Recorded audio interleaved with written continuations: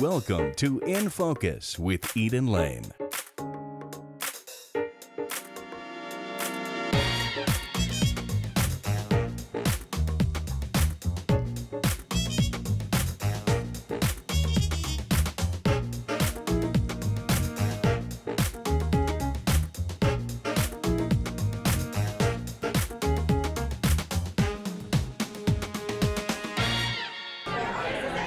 Hi, I'm Eden Lane. We're back at the Starz Denver Film Festival for two very special events. Later we'll meet with the filmmakers behind a very special project. It's kind of a documentary and a narrative film. It's American Mustang, and it's making its world premiere here at the Starz Denver Film Festival. But we'll begin tonight with a visit with a Colorado native, Patricia Ward Kelly. As a biographer and historian, Patricia Ward Kelly takes the audience behind the scenes and shares intimate stories of her husband, Gene Kelly.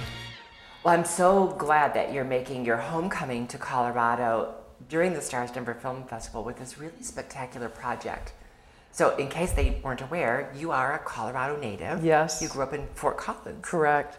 So what was it like last night when you arrived coming into town?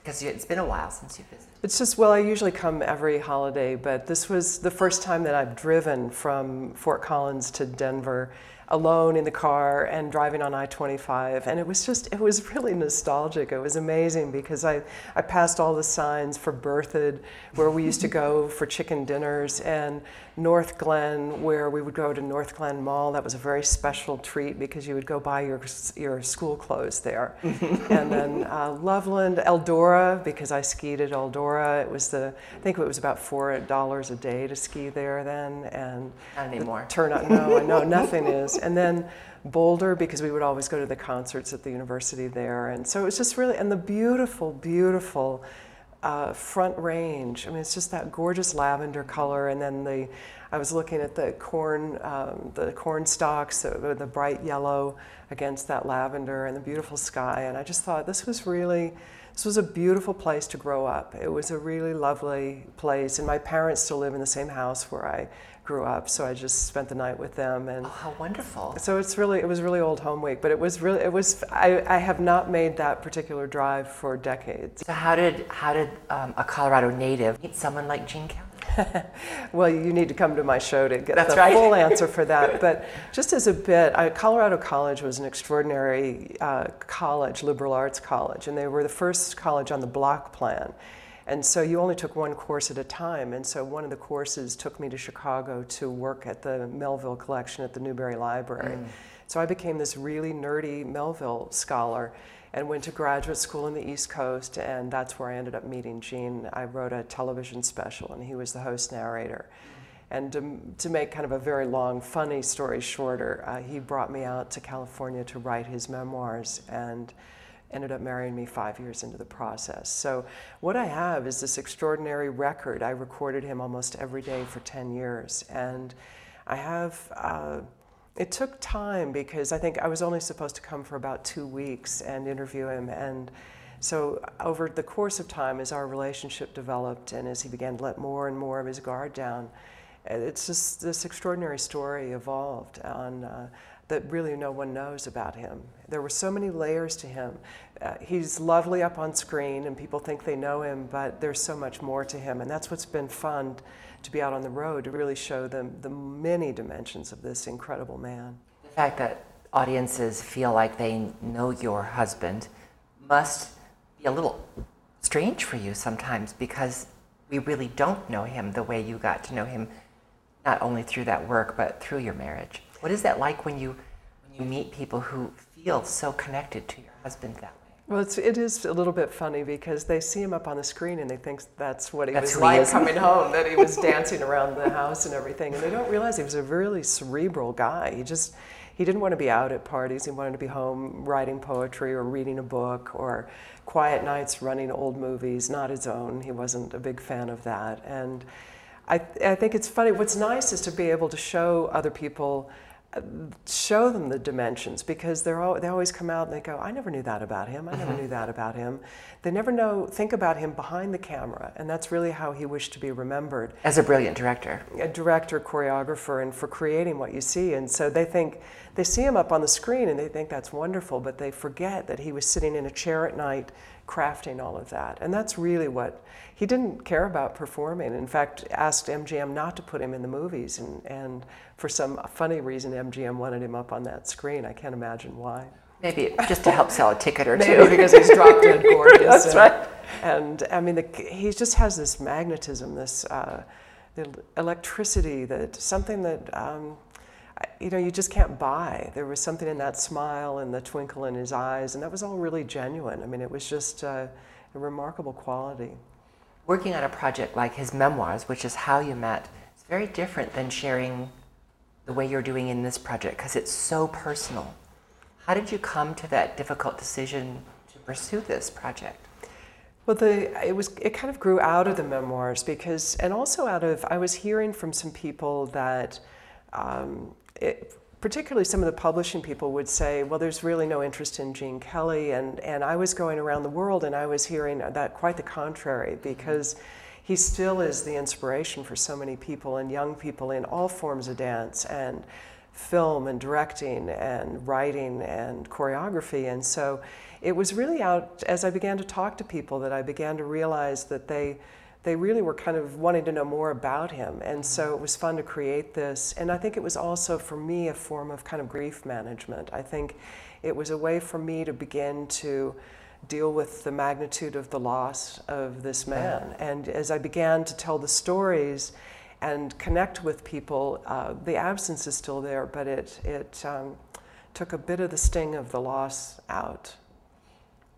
Was it difficult to share your personal components of this story? Because it sounds like it started off to be all about him, but of course, especially while you're standing there on stage, you have to let us know something about you that you didn't necessarily plan for. Well, I think people started asking me questions. I would go out and I would think I was going to answer questions about Singing in the Rain, and then they would ask, how did you meet? When did you fall in love? What was he really like? How did you feel? And I'm like, oh, I never assumed anyone would be interested in that. So it really kind of grew out of what people were asking. And I speak in a lot of schools, and particularly high schools, and students are amazing. I don't understand this bit about when people say that students don't have any attention span. They're like sponges. They're looking for anything, and they're so attentive, and I always make a deal with them. I say, look, within these four walls, you can ask me anything you want. You can't do that outside of here, but you can do it in here.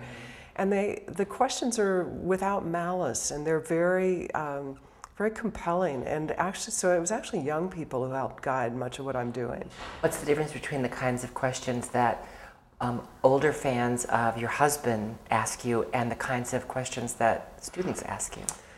I think the students ask the questions that the adults want to ask but won't ask in public. And so they would say things very candidly like, when did you know he was going to die? And how did he die? And when did you fall in love with him? And how did you know you were in love with him? And everybody wants to know all those things, but it's only the kids who feel the lack of a barrier.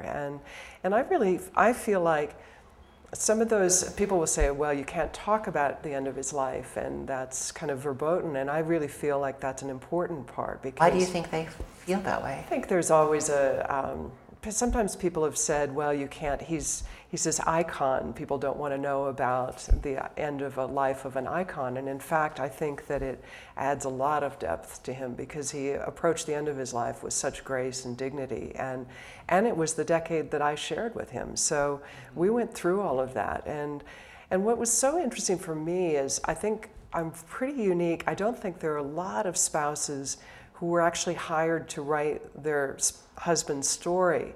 So that was my first job, was as a journalist. The wife role came after. So I mean, I'm really glad for that, because I have this extraordinary record that I wouldn't have had. I wouldn't have written down everything he said. And it used to be funny. We'd be sitting at the dinner table and he'd look over and he'd say, "You're not writing anything down." And I said, "Well, I'm eating." But I'm grateful for it, because I have I wrote things down. We had a date every Saturday night at Spago at Wolfgang Puck's restaurant, and then we would go to the Peninsula Bar to listen to piano music. And as Gene would listen to these songs like September Song and Autumn Leaves and Stardust, these memories would come back. And so half of my notes are written on napkins, cocktail napkins and sugar packs and things as he's really beginning to let down his guard. And I wouldn't have that. If my charge had not been to record his life, those details of the memories, the memory would still be there, but exactly what he said to me would not. And so there's a mix in that as I go through these notes. It's joyful because I have it, and sometimes though the words just knock you to the floor. It's the potency of the memory and the exactness of his language, and then it takes you right back to that moment. But after you pull yourself off the floor, then I'm grateful for that. So you're reliving much of that every night that you perform this piece.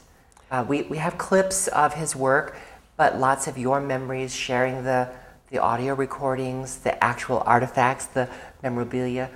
That must be kind of challenging to relive it that way in front of an audience. I think people always ask that. They say, is it difficult? And I say, actually, it is probably helpful. It probably makes it, like I say, it's not, the absence is just so huge. I used to describe it, I saw a picture of the ship, the Cole, after it had the big hole blown in its side, and that was kind of literally how I felt. I just felt like there was this gaping hole inside. And I think going out and meeting people and shaking hands with the audience and sharing and letting them see what an extraordinary man this was. I mean, they love him. He's fine without my stories, but to add the dimensions of what drove him and what inspired him, what moved him, what he was afraid of, things like that, it's helpful to me. And so I think it's a positive side. When you share this, I mean, you've performed this piece elsewhere, but now this will be the first time that you're doing it close to your hometown. My hometown. Is there any extra layer of security or apprehension about that? I think there's more humor in it, actually, because of my Western roots. It was a little unusual for Gene. I mean, this Midwestern girl, and I mean, it's just an astonishing story. How did that happen? I mean, how did Roddy McDowall, the actor, said, "Oh my dear, you were like Alice falling down the rabbit hole." And it really was. I never set out to go to Hollywood to marry a legend. I mean, that was just never on my horizon. And so I think the audience here will relate to that, how kind of extraordinary it is, the story, that it was never, none of us dreamed it would happen. I certainly didn't, and I don't think Gene anticipated it either. I'm eager to attend and hear you share it with all of my friends and neighbors and your family and friends who are still here. I look forward to that, and I hope that we get to see it again, because it's just part of the Starz Denver Film Festival. Maybe not everyone will get to it, so I hope we get to have you back again. Oh, I would love that. That's great. It's just really, really nice to be here, and thank you for having me on. More information, including upcoming dates for Gene Kelly The Legacy, An Evening with Patricia Ward Kelly, can be found on the webpage, genekelly.org. It was delightful to get to visit with Patricia Kelly while she was here in Colorado, not just to visit her hometown, but to bring her special project to the Starz Denver Film Festival. Next up, we bring you a special film with a Colorado connection making its world premiere right here at the Starz Denver Film Festival. This is my visit with the director and producer of American Mustang. This unique blend of documentary and character-driven narrative reveals the lives and plight of wild horses in 3D, American Mustang.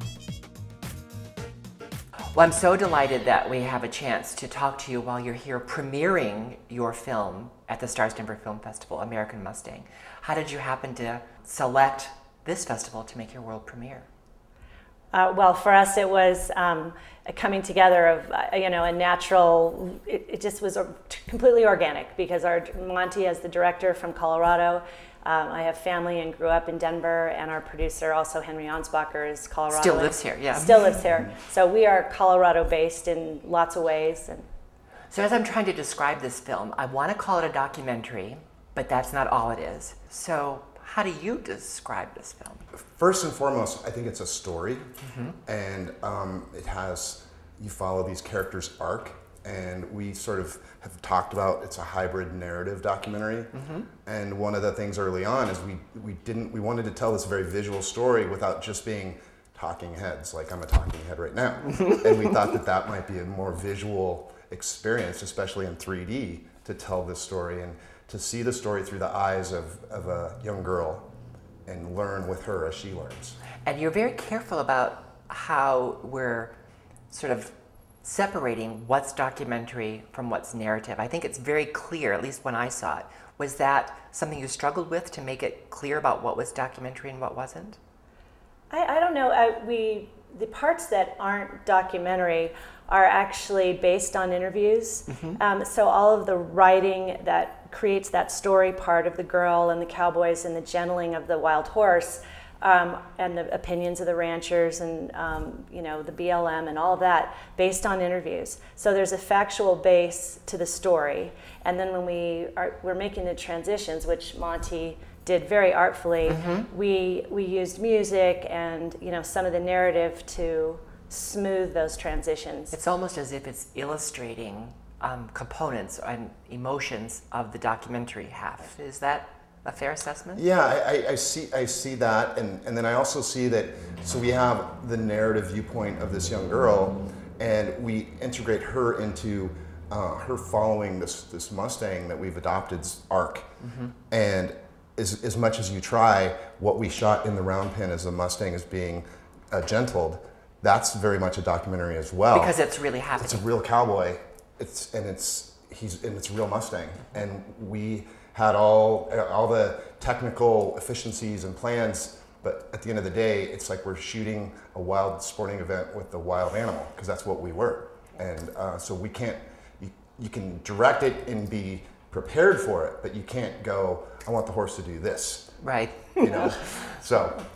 Yeah, no matter what intention you have, the horse has his own intention. Yes, and so does the cowboy. Yeah. You couldn't really have told this story without capturing the beauty, the visual beauty, and you did that.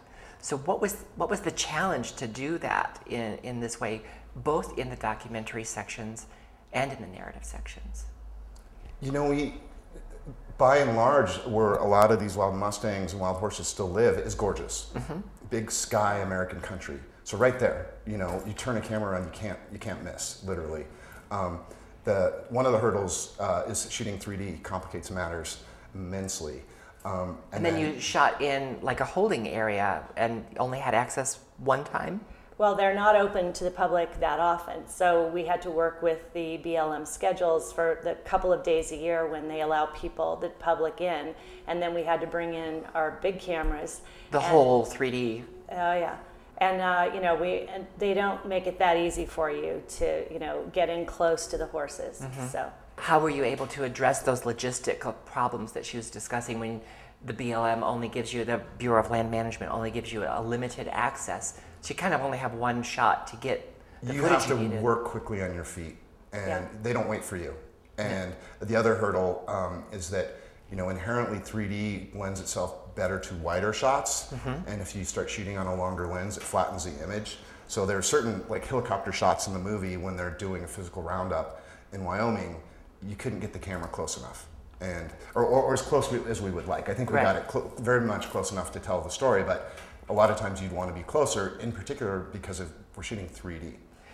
But also, the restriction that you had helps us see that scope in a different way. So maybe some of those challenges and that problem solving worked in your favor. Absolutely. There's a shot in the movie I absolutely love. It's a wide shot, and you see through this old worn fence, and it's censored. And it's later in the film, and you can just see a piece of the horse here and a cold barren landscape behind it, and it says a lot, that shot. And so that you're exactly right. I was really nervous to see this film because I thought it was going to be so wrenching that I couldn't experience it with another audience, and you were able to balance that out and tell us what you wanted to share with us without being so brutal that we couldn't bear the message. Was that something that you planned in advance? Oh yeah, we had a lot of discussion about this. There is, out there's really graphic footage of the mistreatment of wild horses during these roundups, particularly. And that's not what this movie is. This movie is not about that in particular or specifically. We allude to it, and you get the feeling, and you can understand how that could happen and what does happen out there, but we don't show that. And our goal was to make a film that people could bring their families to, that I wanted my children to be able to see it and not get upset, and not have graphic images that give you bad dreams, kind of thing. And we tell the story, and we get the point across without going there. Sometimes that kind of commitment to the storytelling can make it a little more difficult to make your point. It's easy to just cut to something graphic and get that emotional impact. But you got emotional impact without doing that. Well, one of the things that Ellie said that I wanted to add is that, we wanted a movie that was an experiential experience, and a movie that you would want to go see again. And not just see, I've seen some amazingly powerful documentaries that I might not necessarily want to experience again. We wanted this movie to be something that somebody might just love to watch the beauty of it and enjoy it a second time. And I think we established an emotional connection, and we don't try to spoon feed or hit people over the head with it. We let it kind of evolve, and I think that process makes it a little more interesting. In a documentary, you can very easily have a strong point of view, and clearly there's a point of view in this film. So how do you describe the point of view of American Mustang? Well, we do have a point of view. I am an advocate for America's wild horses, and I think Monty is now too. After going through this process, I think you get to wear that hat too. But it is definitely a controversial subject where the different sides really do have some very good points, and to find a solution for these horses, we're going to have to take into consideration and have a more thoughtful conversation about a better way to manage these horses. And ranchers and the BLM, they are major stakeholders in this conversation, and they need to be included, and their point of view, we felt, needed to be represented also, just because that's part of the conversation. We want to engage there. And so we come from Colorado. We understand ranching, and most ranchers that I talk to appreciate wild horses and don't want them gone. Right. But they would like to see better management, as we would. One of the things that I really did love about this project is that I thought it was going to be one thing before I sat down to watch it, and I came away with a different feeling. And even though I thought I knew this subject matter and I thought I knew about the Bureau of Land Management, I still learned a few things that I didn't already know. Oh yeah, I was just really happy to learn that the Bureau of Land Management in California has posted a link to our film on their website. Which was yesterday, like, wow, yeah, exactly, that's what Ellie said. I was just, that really made me feel good. And I think that's, we've spent time, we shot in 8 locations. We've interviewed quite a lot of BLM employees at different levels, and we attended the National Academy of Science conference. And we've talked to a lot of people, and people care, and people on the ground at BLM want change also. And I think what they're looking for is some leadership from the top to find a more long-term approach and better management. So for us to have that kind of conversation going already is really good. Anytime you spend this much time on a project that means clearly this much to you, you're going to learn something, as well as the audience that you're making this for, whether it's about filmmaking or about the topics that you're covering. So I wonder if you can just tell me 1 or 2 things that you learned on this project. It's a very good question. It's a really good question. I'll start technically, because that's an easier, quicker answer for me. Being the director, yes. I learned how incredibly hard it is to make a 3D movie. And I also learned that the tools that I've had at my disposal for my 20-year career as a filmmaker are sort of out the window. So that became a wonderful challenge and also a hurdle every step of the way. Yeah. So, you know, you have to literally approach it much differently. So from that perspective, the other perspective I learned is, like my passion for filmmaking, there's people that are equally as passionate about wild horses, and they're not necessarily always the advocate. You know, we met some wonderful young girls that were just like ready to charge up a hill for the cause of Wild Mustang, and meeting those people was a wonderful learning experience to me. And also I have to say our cowboys, Luke and Jim, we're getting to know those guys a little bit because they're the genuine article. Yeah. And I learned quite a bit from them, and they were a lot of fun to take this journey with. Yeah. I mean, for me, it was filmmaking 101, 202, 303. I did not. And in 3D, no less. No, you know, I'm a vintner. I come from the wine business, and this is my first film, and so I needed to collaborate with real filmmakers like Monty and Henry Ansbacher. For me, it was film school. Yeah. And it was a film school about something that I care very much about. I loved being included in the process and being able to have a voice and to see, you know, my voice come through and how they found ways to integrate that into the film. It was just an amazing learning experience for me. So, and also all the people we met. I mean, when you travel and you get out and go on location and you meet people on the ground in South Dakota, Colorado, Wyoming, California, Nevada, and who are actually working with wild horses, who are ranchers, who do work with the Bureau of Land Management, and you start to put together all those points of view, there's a lot of people involved in this, and they have very genuine and you know, great. It was just a real learning experience. One of the things I want to throw out there too, from the artistic side, is every project's like this, but no matter how much you prepare and how much you plan and how much you write, the movie at a certain point takes over, and it goes, I'm the movie. Thanks for helping me.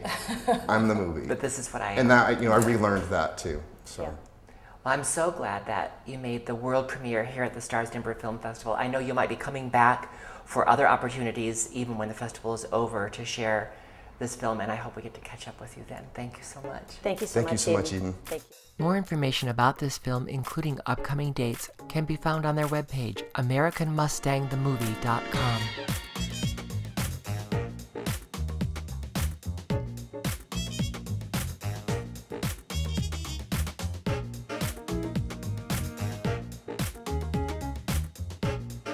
Remember to join us on Facebook and Twitter. Thanks for watching. Good night. Snugglebug.